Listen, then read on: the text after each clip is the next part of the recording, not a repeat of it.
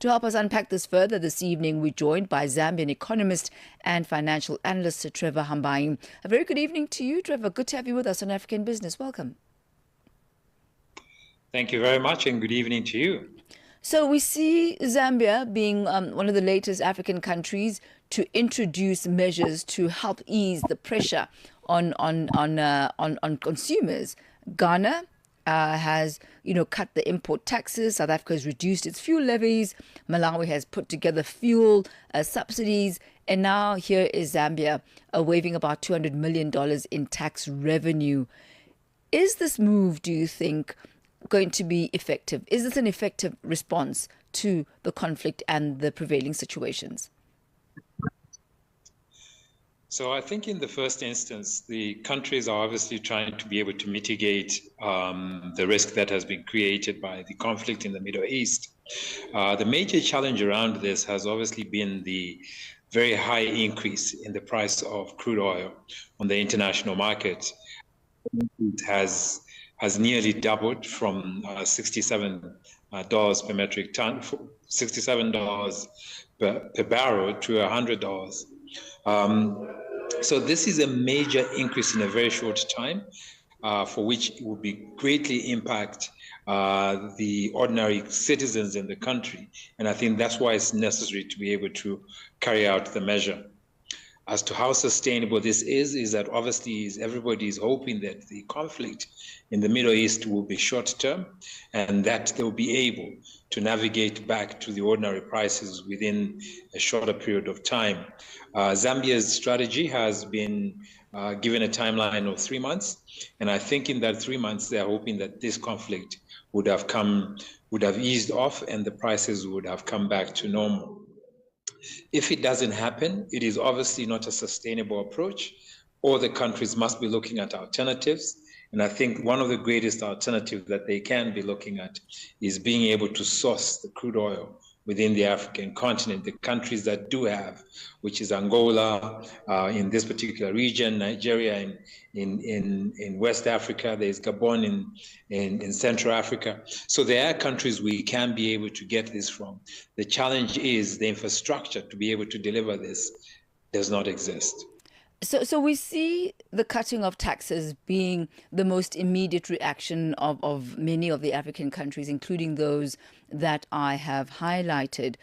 Are you aware of any measures that are being put in place to ensure that there is a longer-term solution, such as you've mentioned, the sourcing of crude oil from within Africa's borders?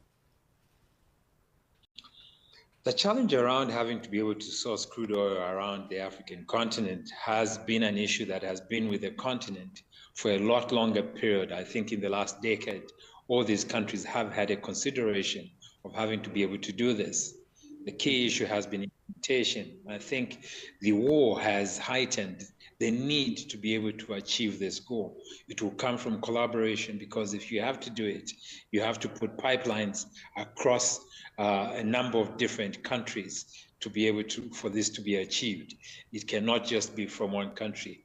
What would have worked is a pipeline from Angola to go right across Southern Africa to the other coast on the other side in Mozambique, to ensure that there's a supply along the line there.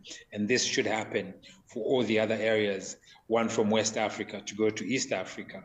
And that is the challenge that we've been facing. But the issue around the conflict now puts the African continent where they must think about how do we do the collaboration to achieve this. And what could be the long-term risks to this tax-cutting approach?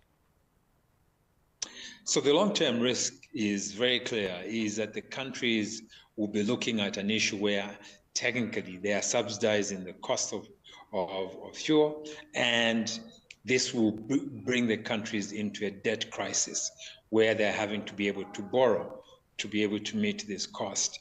We have seen this in historic evidence where countries, including Zambia, has had a debt position, which also included arrears that have not been paid towards importation of crude oil. But secondly is long-term impact is that you find that the crude oil's pricing is going to be going up. It puts pressure on the African countries' exchange rate because of the fact that hard currency is not the operating currency within the African continent. This will then push issues around inflation. The issues around inflation have already started to reflect in the United States of America, that they have put equal pressure around this. With increase in the price of crude oil, it is increasing the cost of doing business. So it just generally starts to speak to having to be able to reduce the growth in terms of GDP of the countries. That needs to be addressed. Otherwise, we are pushing back towards pre-COVID areas, pre-COVID times when growth was actually in recession. This also then automatically means that there's a loss of revenue for the countries. South Africa, for example, is going to lose about 6 billion rand worth of revenue that it could have collected from these taxes. What then are the long-term impacts of that, of reduced revenue for the country's fiscus? So you find that that approach around the fiscal position of the country is double-edged. The first one is that they're losing the revenue from domestic resources. The second one is the one I have mentioned, where they're having to spend a lot more on having to import the fuel because the prices have gone up on the international market. From a domestic position, again, is that for them to cover that gap, there are two things that can happen. Either the countries are pushing for increased taxes, to collect additional taxes from different areas, which puts pressure on the ordinary citizens. The second one is where they are actually having to borrow to cover the deficit within the budget. Again, it speaks to creating an issue where the country is pushing debt distress within the economy, and it increases the cost of production. And how might this move affect the public spending priorities for these various countries? So in terms of public spending priorities, is that the first issue that happens is that you have seen, even with the relief that has been offered around having to be able to reduce the tax on the price of the pump price of fuel, the price has still gone up. So essentially is that it is not actually reflecting as an immediate support for the ordinary citizens because the price has still gone up, reduced the purchasing parity in terms of excess surplus resources that are available for them to be able to switch around in terms of their purchases. Technically speaking, is that the position is still the same for the ordinary person, is that the cost of living will still be going up, even with the reduction in the concession of the taxes that have been provided. So, Mr. Hambayi, as we wrap up this afternoon, is there a difference between the way African countries are dealing with the rising costs in comparison to Europe and the Americas?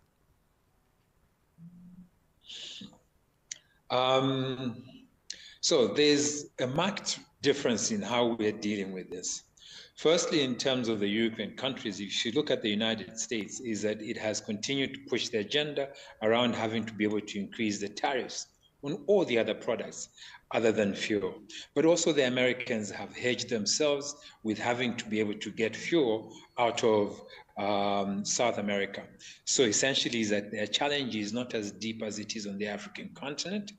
Most of Europe, yes, is importing a lot of crude oil, but their strength is gas, is that they use a lot of gas other than actual fuel, but for obviously operating, and their policies around electric vehicles has been gaining ground, which is also an advantage.